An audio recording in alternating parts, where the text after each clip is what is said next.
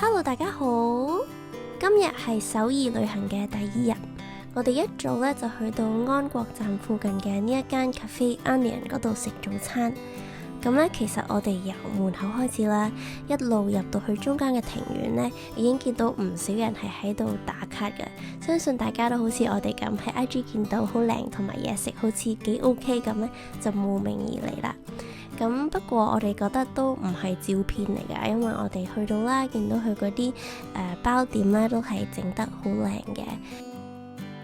同埋如果你本身飲牛奶係敏感嘅話呢，呢一間餐廳就會適合你啦，因為佢有好多植物奶嘅選擇可以俾你揀嘅。咁咧，我哋今次就要咗一個海鹽紅豆麵包啦，同埋另一個係無花果忌廉芝士嘅酥皮撻。本身咧都驚會好甜，不過配埋咖啡食咧就好似都啱啱好。咁紅豆麵包我覺得就一般啦，係想像中嘅味道。但係呢一個無花果忌廉芝士撻咧，就令到我哋覺得有少少驚豔，因為而家你橫切面咁睇咧，其實係會見到佢有好多層嘅 layer。咁食完早餐之後呢，我哋就去咗附近嘅北川韓屋村嗰度參觀一下。咁其實成個韓屋村呢係有好多唔同嘅 area 啦，有啲地方係可以俾你做一啲 DIY 嘅班，譬如話你可以整傳統嘅韓式手作啦，又或者整番梘啦，又或者整韓紙咁樣嘅。只不過因為我哋時間比較緊迫，就淨係去咗呢一個展覽廳嗰度睇下，因為佢當中有講到關於韓屋嘅建築啦，又或者佢地下嗰啲地熱係點樣去整成嘅。咁對我哋嚟講呢，就覺得比較仔細一啲。散咗一輪步之後呢，我哋就去咗附近嘅一間便利店嗰度醫肚。咁但係好明顯啦，你可以睇得出呢一餐飯最重要其實就係呢一個 Pokemon 嘅扭蛋。咁但係好可惜，我哋扭到嘅呢，居然係呢30種入邊我哋最唔想要嘅其中一個。但係唔緊要 ，Let it go， 因為我哋第3個行程呢，就係去着靚靚嘅韓服，然後去參觀昌德宮啦。其實我哋今次嘅旅行真係好好彩，因為咁啱撞正紅葉嘅季節，所以你就算係肉眼睇啦，定係影相影出嚟呢，嗰個顏色都非常之靚。而且昌德宮呢，我哋會建議大家可能留多啲嘅時間，譬如話3-4個鐘去行啦，因為其實佢入邊係有好多唔同嘅庭院嘅，同埋都有一啲比較少人嘅 corner 可以俾你影下相、拍下片咁樣。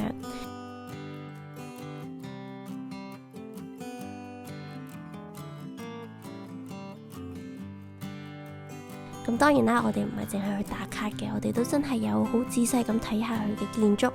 尤其是去到呢一個仁政殿嗰度呢，我哋覺得去到係幾有場面咁嘅，因為佢沿路呢會寫低以前嘅宮員，譬如話正九品、正八品會企喺邊啦，然後你行到入去嗰個殿嘅前面，你仔細望上去入邊一啲建築嘅 details 啦，就會覺得哇，其實以前嘅年代整到咁仔細，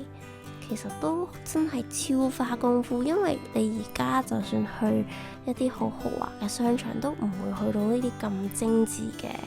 地步咯。咁其實咧，昌德宮係有一個後花園嘅，咁但係每一日咧都係需要預約啦。咁好可惜，我哋當日下午嘅飛咧全部已經賣晒啦。咁所以如果有興趣嘅朋友咧，就記得要提早 book 定，如果唔係就可能會好似我哋咁冇門釘啦。好，咁我哋咧喺嗰度行下跳下3-4個鐘之後，話咁快就嚟到晚飯嘅時間啦。我哋去咗南山附近一間平民米芝蓮嘅餐廳嗰度食傳統嘅韓式拌飯。咁咧，我相信傳統拌飯都唔需要多講啦，因為香港都有。咁都係撈之後咧就可以開心咁樣食啦。咁其實我自己咧係特別中意食拌飯嘅，因為我覺得好似又有好多蔬菜啦，跟住又有少少蛋白質啦，跟住又有飯啦，咁個營養就比較均衡。唔知睇緊嘅朋友有冇都係好似我咁比較中意食拌飯嘅呢？如果有咧，都可以喺 comment 度話俾我哋知。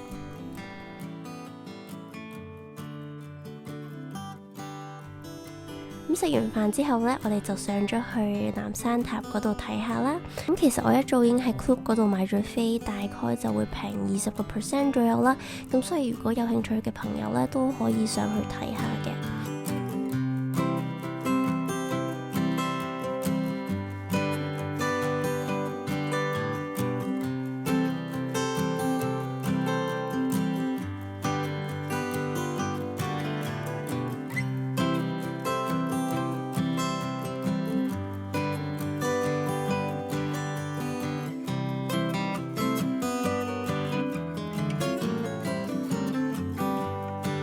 咁咧，另外有一個小貼士，就係除咗你喺呢一個觀景台嗰度參觀之外呢，都會建議你落一層，因為呢下面嗰層嗰個廁所呢，男廁我就唔 sure 啦，但係女廁嘅 view 呢係幾靚嘅。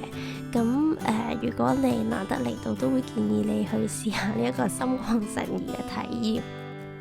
好啦，咁今日嘅片呢就去到呢度先啦，希望你哋會中意今日嘅小分享啦。如果中意嘅話，記得要 subscribe， 俾個 like 同埋幫手留個言，因為咧呢一啲嘢都對於 YouTube 嘅 algorithm 係好有幫助嘅。另外，如果你仲想睇下一條旅行片嘅話，記得就要撳翻個 notification bell， 咁我哋一有新片呢，你就會收到通知啦。好啦，係咁先啦，下次再見啦，拜拜。